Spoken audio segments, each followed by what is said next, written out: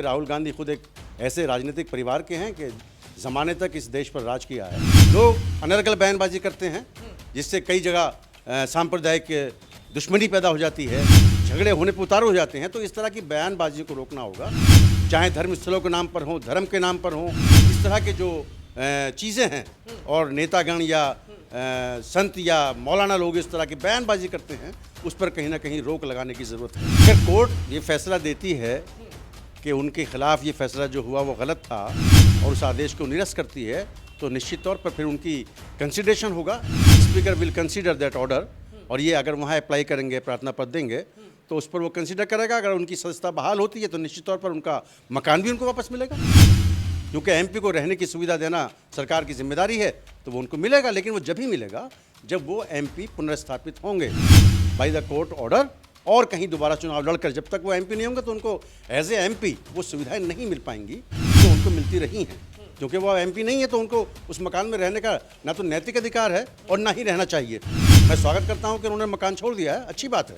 कानून का पालन करना हर नागरिक को, चाहे वो राहुल गांधी हो, चाहे मुजाहिद चौधरी हो। जिस तरीके से राहुल गांधी का जो फैसला था उसको एक तरीके से सूरत कोर्ट ने भी टाल दिया है, आगे क्या लगता है किस तरीके से आगे जो है पूरा प्रोसेस होगा? देखिए, ये राहुल गांधी जी के ऊपर है कि वो आइदर कोर्ट जाते हैं, अपीलेट कोर्ट जाते हैं, या हाई कोर्ट में जाते हैं, या सुप्रीम कोर्ट जाते हैं। लेकिन ही हैज़ टू अपील, उनको अपील करनी होगी, और फिर कोर्ट इंडिपेंडेंस बॉडी हैं, वो देखेंगे और एविडेंस के हिसाब से जो फैसला होगा वो करेंगे। तो ये राहुल गांधी जी के ऊपर है या उनकी टीम के ऊपर है कि वो क्या रिलीफ सीख करना चाहते हैं। लेकिन कुछ कांग्रेसी ये भी कह रहे हैं कि किस तरीके से जो फैसला है ऐसे इसमें कहीं ना कहीं राहुल गांधी को फंसाने की कोशिश की जा रही है, जिस तरीके के फैसले आ रहे हैं। देखिए, कोर्ट्स की ईमानदारी पर, कोर्ट्स की प्रतिष्ठा पर, कोर्ट की कार्रवाई पर प्रश्न चिन्ह लगाना मेरे ख्याल से मुनासिब नहीं है। और क्योंकि राहुल गांधी खुद एक ऐसे राजनीतिक परिवार के हैं कि ज़माने तक इस देश पर राज किया है, तो उनकी तरफ से या उनकी टीम की तरफ से इस तरह का आरोप लगाना मुनासिब नहीं है। Courts are independent bodies, they took independent decisions, और सारे फैसले सही होते हैं। साक्षी नहीं दे पाए हों, जो हालात हों वो इनके खिलाफ हों, तो ये कोर्ट्स का आउटलुक है। अगर उनको लगता है कि ये फैसला गलत है तो he should go to the appellate court, वो जाएं, अपील करें, अपनी बात बताएं, पूरी बात, पूरे जो फैक्ट्स हैं वो सामने रखें, तो कोर्ट कंसिडर करेंगे। लेकिन ये आरोप लगाना या उनकी टीम को आरोप लगाना, दिस इज़ नॉट गुड। लेकिन जहाँ तक बात यह है, मैं आपने अच्छा सवाल उठाया है और मीडिया को इस तरह के सवाल उठाने का ज़रूरत भी है। देश में एक आंधी सी आ गई है इस तरह की बयानबाजी की कि लोग कहीं धर्म के नाम पर, कहीं जाति के नाम पर, कहीं किसी भाषा के नाम पर, कहीं क्षेत्र के नाम पर अपनी सीमाएं लांघ जाते हैं। संविधान में हमें अभिव्यक्ति का अधिकार मिला है, निश्चित तौर पर हमें उसका उपयोग करना चाहिए, लेकिन उसकी सीमा है। जिस सीमा का दुरुपयोग राजनीतिक नेता, लेखक, सभी लोग कर रहे हैं, तो ये एक ज़रूरत है कि प्रशासन, जुडिशरी, सरकार इस तरफ ध्यान दे और एक सीमा तय हो कि आपकी अभिव्यक्ति की आज़ादी की सीमा क्या है। आप कहाँ तक किसी को अपमानित कर सकते हो, कहाँ तक किसी के खिलाफ बोल सकते हो, कहाँ तक किसी के खिलाफ लिख सकते हो, तो इसकी ज़रूरत है। लोग अनर्गल बयानबाजी करते हैं जिससे कई जगह सांप्रदायिक दुश्मनी पैदा हो जाती है, झगड़े होने पर उतार हो जाते हैं। तो इस तरह की बयानबाजी को रोकना होगा, चाहे धर्म स्थलों के नाम पर हो, धर्म के नाम पर हो। इस तरह के जो चीज़ें हैं और नेतागण या संत या मौलाना लोग इस तरह की बयानबाजी करते हैं, उस पर कहीं ना कहीं रोक लगाने की ज़रूरत है। लेकिन अब क्या लग रहा है, जिस तरीके से लगातार अर्जी पर अर्जी डाली जा रही है, कोर्ट से भी खारिज कर दिया गया, आगे का क्या प्रोसेस लग रहा है कि आगे कहाँ जाएंगे, क्या हो सकता है? क्या राहुल गांधी संसद वापस जाएंगे? क्या उनका मकान जो है वापस मिलेगा उनको? अगर कोर्ट ये फैसला देती है कि उनके खिलाफ ये फैसला जो हुआ वो गलत था और उस आदेश को निरस्त करती है, तो निश्चित तौर पर फिर उनकी कंसिडरेशन होगा। Speaker will consider that order, और ये अगर वहाँ अप्लाई करेंगे, प्रार्थना पत्र देंगे, तो उस पर वो कंसीडर करेगा। अगर उनकी सदस्यता बहाल होती है तो निश्चित तौर पर उनका मकान भी उनको वापस मिलेगा, क्योंकि एमपी को रहने की सुविधा देना सरकार की जिम्मेदारी है, तो वो उनको मिलेगा। लेकिन वो जब ही मिलेगा जब वो एमपी पुनर्स्थापित होंगे बाय द कोर्ट ऑर्डर, और कहीं दोबारा चुनाव लड़कर जब तक वो एमपी नहीं होंगे तो उनको एज ए एमपी वो सुविधाएं नहीं मिल पाएंगी जो उनको मिलती रही हैं। क्योंकि वो एमपी नहीं है तो उनको उस मकान में रहने का ना तो नैतिक अधिकार है और ना ही रहना चाहिए। मैं स्वागत करता हूं कि उन्होंने मकान छोड़ दिया है, अच्छी बात है। कानून का पालन करना हर नागरिक को, चाहे वो राहुल गांधी हो, चाहे मुजाहिद चौधरी हो, चाहे वो गरीब किसान हो, चाहे वो ज़मीन पर बैठा हुआ पड़प लगाने वाला एक सब्जी वाला हो, हर किसी को अपने अधिकारों को इस्तेमाल करना चाहिए। और जहाँ तक बात है कि राहुल गांधी के तौर पर, ये तो हर आम आदमी जो शुरू करता है कोर्ट्स में, उसको सारी बातें सफर करनी पड़ती हैं, तो वो उनको भी करनी पड़ेंगी निश्चित तौर पर। उनके लिए कोई विशेष पैमाना नहीं है, कोई विशेष कोर्ट नहीं है कि उनको रिलीफ मिल जाए, जल्दी रिलीफ मिल जाए, कहीं से ऐसी रिलीफ मिल जाए जो उनको ही मिल सकती हो। जो एक आम आदमी को कानून के तहत सुविधाएं मिलनी चाहिए, आदेश मिलने चाहिए, वो मिल रहे हैं। अभी इनके खिलाफ जा रहे हैं, ये अलग बात है। आम नागरिक के खिलाफ भी जाते हैं, आदेश पारित होते हैं, तो कहीं इस तरह की बात नहीं कहनी चाहिए कि ये कोर्ट गलत कर रहे हैं या किसी दुष्भावना से प्रेरित हैं। लेकिन जिस तरीके से इसी को देखते हैं, अमित शाह ने और कुछ बहुत सारे बीजेपी के नेता हैं, उन्होंने कहा कि अगर राहुल गांधी माफ़ी मांग लेते तो मामला खत्म हो जाता। उसी में राहुल गांधी ने कहा मैं सावरकर थोड़ी हूँ जो माफ़ी मांगूंगा। देखिए, अपने मामलों में मैं ये कहूँगा कि राहुल गांधी जी बोलते हैं तो कहीं ना कहीं वो सीमाओं को पार कर जाते हैं। कोई ज़रूरत नहीं किसी की नाम लेकर बयानबाजी करने की। क्यों नाम ले रहे हो सावरकर का? अननेसेसरी जिस विचारधारा से आप जुड़े हुए नहीं हो, उस विचारधारा के व्यक्ति को नाम क्यों ले रहे हो?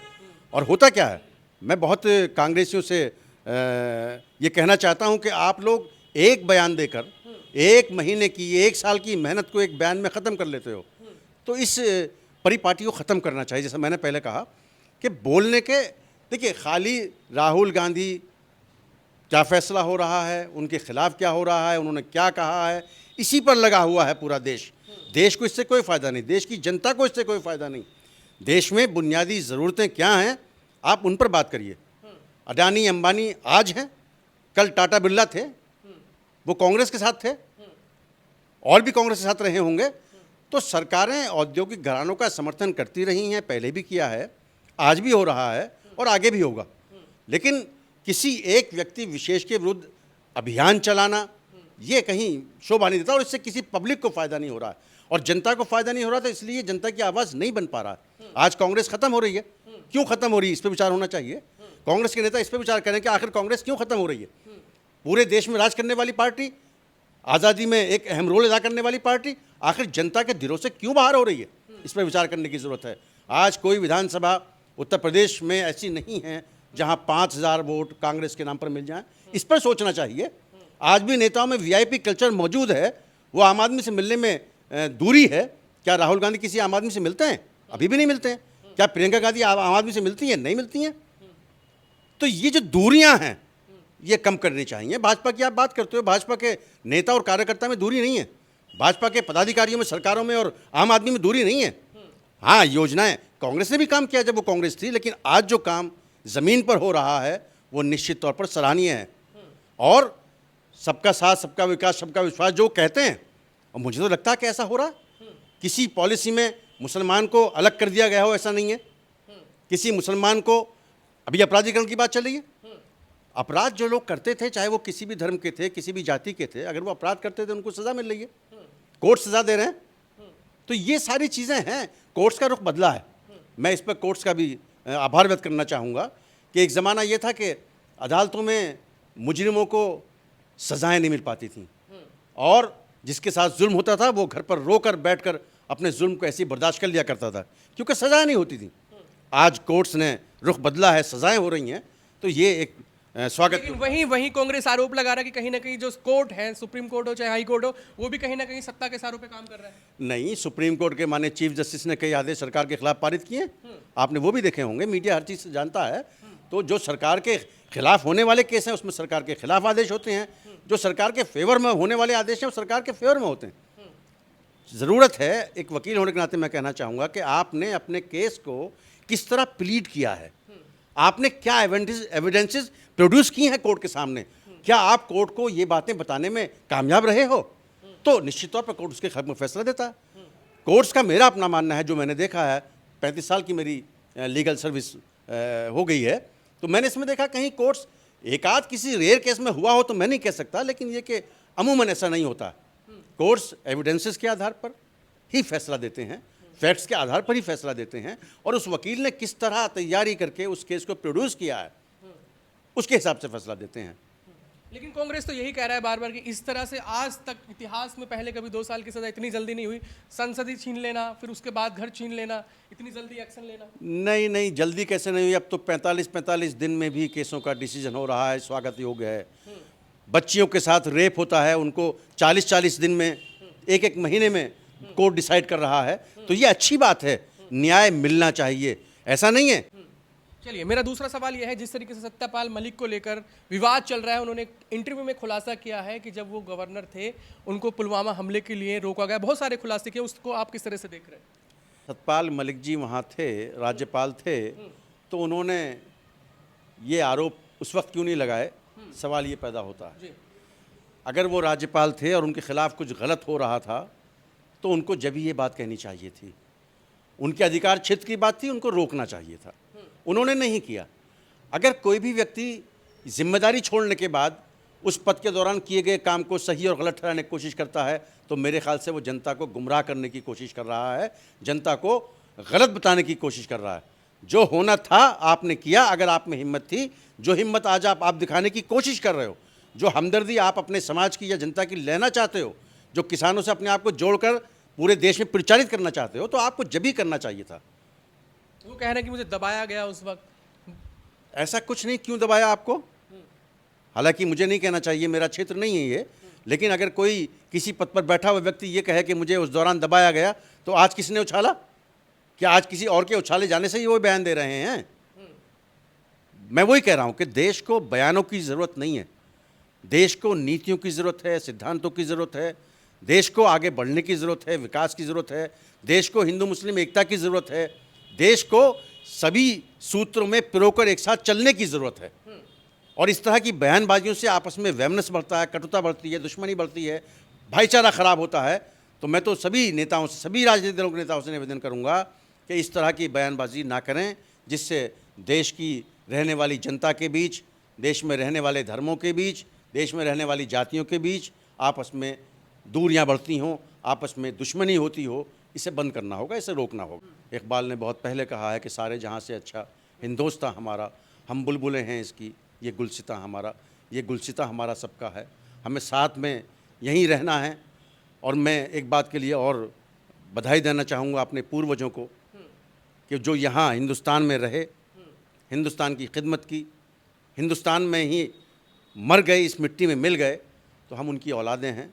जो पाकिस्तान चले गए वो चले गए, लेकिन जो इस देश में रहे, इसका मतलब उसको इस देश की माटी से, इस देश की पानी से, इस देश की सीमाओं से, इस देश से प्यार था। वो अपनी माता की खिदमत के लिए, अपनी माँ की खिदमत के लिए यहाँ रुके, और जितने भी रुके हुए हैं मैं उन सबका सम्मान करता हूँ और उनसे ये आह्वान करता हूँ कि अपने देश के लिए हर जान कुर्बान करने की ज़रूरत है, उसकी इज़्ज़त के लिए मरने की ज़रूरत है, जहाँ ज़रूरत पड़े पीछे नहीं हटना है। और मैं ये वादा भी करता हूँ कि हिंदुस्तान जो जिंदाबाद है वो हमारे सारे मुल्क की तहज़ीब की वजह से ज़िंदा है, सभ्यता की वजह से ज़िंदा है, एकता की वजह से ज़िंदा है। चलिए, बहुत बहुत शुक्रिया हमसे बातचीत करने के लिए। थे हमारे साथ एडवोकेट मुजाहिद चौधरी, जो बेबाकी से अपनी राय रख रहे थे। बाकी और खबरों के लिए हमारे साथ जुड़े रहिए, देखते रहिए हमारा चैनल। धन्यवाद।